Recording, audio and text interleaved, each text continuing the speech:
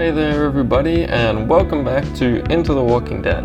And today we're starting something a little different. As my usual video essays take a long time to write and edit, I wanted to engage with this channel a bit more by creating some smaller videos. And what better a way than to make some little reviews for each episode of the Walking Dead universe that comes along. If you want to see more and like these sort of videos, let me know in the comments below or give the video a like. So today we're discussing Fear the Walking Dead Season 6, Episode 15, USS Pennsylvania, which for some reason came out a week earlier than it was supposed to. Anyway, no complaints from me.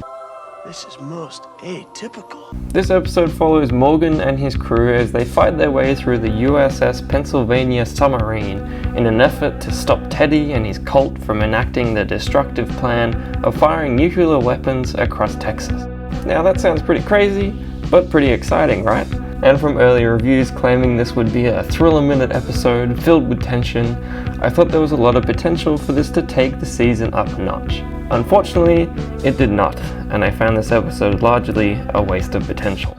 Now, to give some context on my opinion of Season 6 overall so far, I certainly think it's an improvement over Seasons 4 and 5, although I don't think that's necessarily a hard thing to achieve. And it even gave me what I think is the best episode of Chambliss and Goldberg's era, the John-centric story, Episode 4, The Key.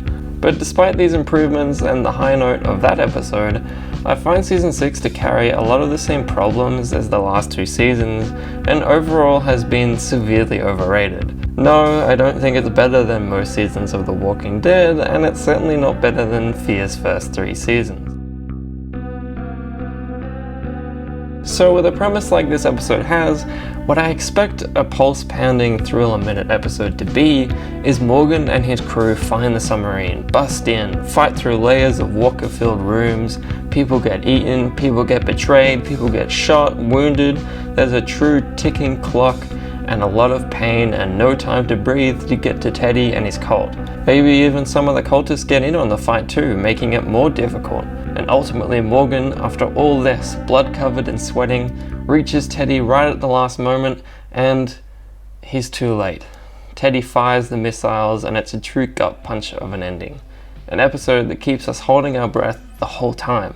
Something akin to No Sanctuary or JSS. Now those of you who have seen the episode may be disliking this video and saying that's exactly what the episode is, you moron. But to me, sadly, overall, this is not what the episode is and what it achieves. Its major problem being that it suffers from the usual Chambliss and Goldberg problem of needing characters to spout expository dialogue about themselves and argue about the themes of the show, which I suppose is what the writers think is how to make strong, powerful drama.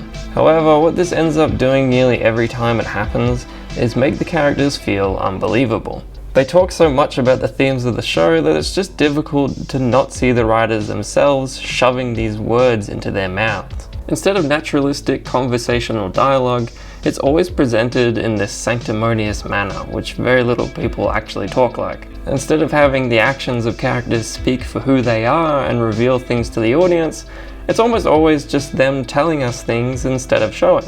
And this is a major problem World Beyond has as well. And this is all made worse by the fact that there basically is a ticking time bomb in this episode. And instead of the characters using their wit and skills to fight through the submarine with every breath they have, they spend a lot of time sitting down, standing around, talking and arguing about what they're trying to prove, what the right thing to do is, who should die, who should live, and they even flat out argue about which is the quickest route through the submarine, and spend more time debating this than actually just going a certain way. This ultimately sucks out any tension that the ticking clock element should have. If the characters are willing to take all this time to wait around, it communicates to us that it isn't as tense and high stakes a scenario as it should be.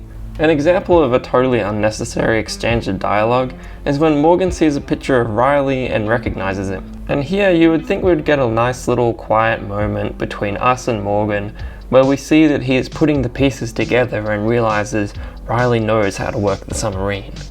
Okay, we get it. Nice little moment, time to move on because we're running against the clock and ultimately that doesn't change anything. But nope, Morgan has to stop him and Strand just so he can tell Strand. What does it change? Nothing. It's just to shove in more useless dialogue to pad the time instead of filling it with legitimate tension, horror, or action. The bloated cast is also awkwardly shoved to the side, where they just all split up for some reason and largely disappear from the episode, just to let Morgan and Strand be the two leads.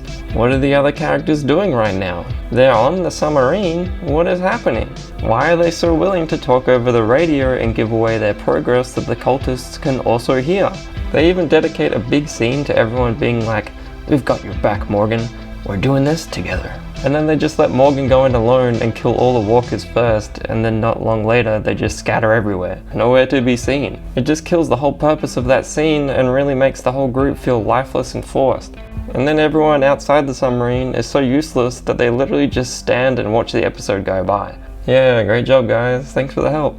I mean, Daniel is a trained killer. Why is he not in there? I guess they really are just sidelining him now as a mentally unstable old man. What a waste. The episode truly picked up a notch when Strand flat out tries to murder Morgan by using him as a distraction for the walkers as he rushes to Teddy before getting held at gunpoint by Dakota.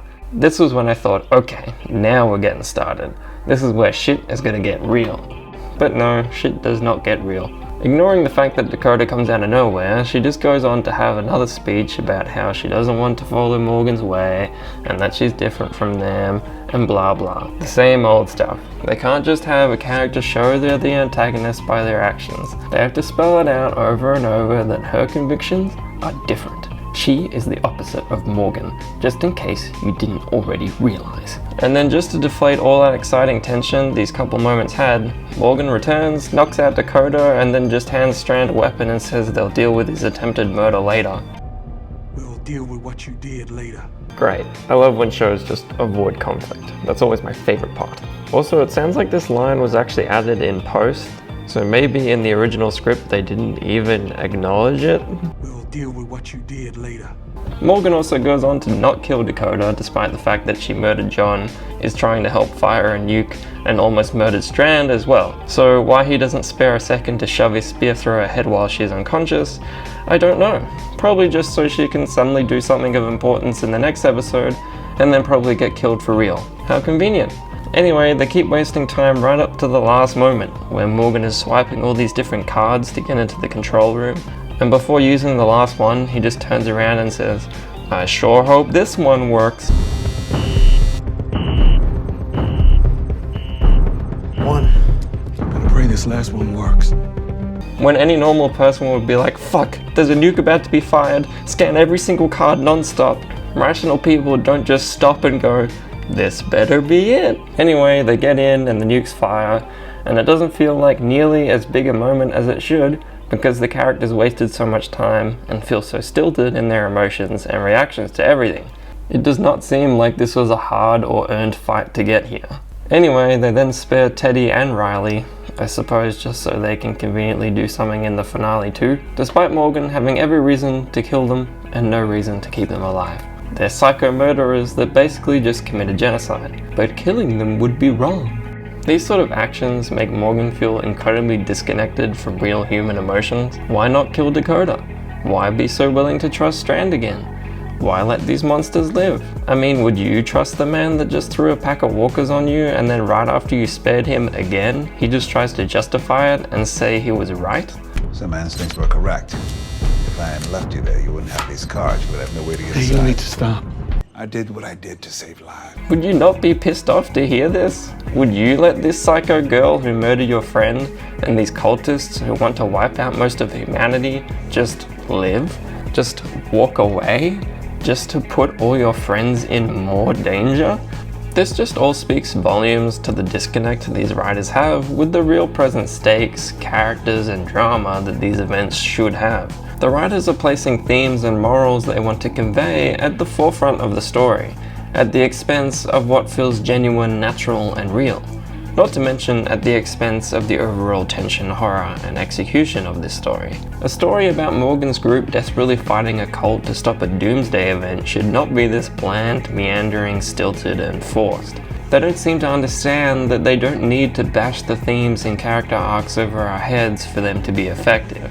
In fact, they're only doing the opposite, and the themes and morals they're trying to present just get lost amongst the endless spouts of expository dialogue and nonsensical character actions. I can't point to a singular moment and say this right here is where a character truly changed for the better or worse because they did this instead of this.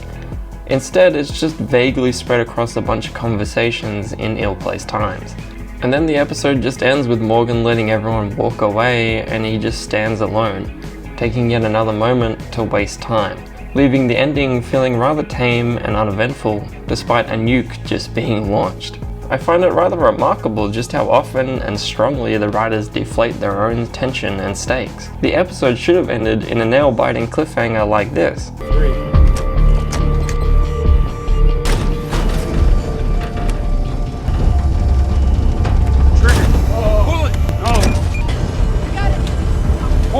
Hold on! Hey! Stop! Stop them! We have to go. Morgan! Morgan! Stop! Damn! We can't!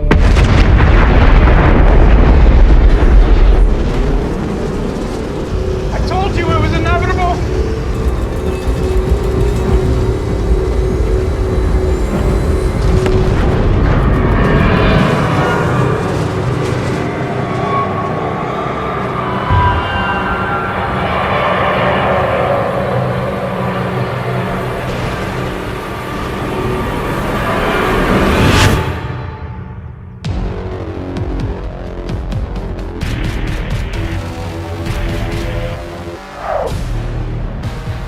This would have really hit home just how threatening and horrifying this event is, and left us wanting more. But instead it's just like, come back next week guys, I guess. There's a nuke in the air, but we're just, standing here. We'll wrap up everything next episode, we promise. I'm guessing someone, or a few characters of importance will die in the next episode, but why they didn't try and raise the tension by having some of the characters get eaten and killed in the submarine doesn't make sense to me. I mean, what's this guy's purpose? What does he possibly add to the group dynamic and overall narrative for him to still be alive? Maybe they want the missiles to kill some people in the next episode, but this show has so many useless characters that they can have their cake and eat it too. Have people die in the submarine to raise the stakes there, and then have the nuke kill people to really shake things up more, but I guess not. It probably sounds like I despise this episode, but I didn't, despite some awkward blocking of scenes where everyone is just sort of cramped together in a shot. There is some decent visuals at times, the performances are solid enough, and I like some of the ideas behind the episode. There's a few moments that really work. Like in this moment when Morgan sees the key. It just lets Lenny James and the visuals convey what he's feeling as a character, and it's effective. But of course, earlier on, they need to have him explicitly say that he feels bad because he gave them the key. But I gave him the key. I did it to save Grace and her baby. I can't let that be for nothing. Or even in this edit I did of the final sequence, in the actual version, June and Grace say this. We have to go. I can't leave him. Morgan! But in reality, Grace doesn't need to say that at all. We can just have it like this, and it conveys the exact same thing without blatantly spelling it out for us. We have to go. Morgan! A submarine is a cool setting to have, and a missile launch is an exciting threat to have. It just sadly didn't come together with nearly the amount of potential that it had, and suffers from the same old problems the Chambliss and Goldberg seasons always have. I hope the next episode really shakes things up, but I can't say I'll be surprised if it doesn't. I'm giving USS Pennsylvania a 6 out of 10. I know this was mostly me just complaining about the episode, but I can't just lie and accept a lesser quality of something to make myself feel better. I love these shows because I know what they can be and have been. So I'm not going to beat around the bush. The recent seasons of Fear just have not been up to scratch, including season 6. Anyway, I hope you guys all enjoyed, and let me know what you think in the comments below. Have a great day and night.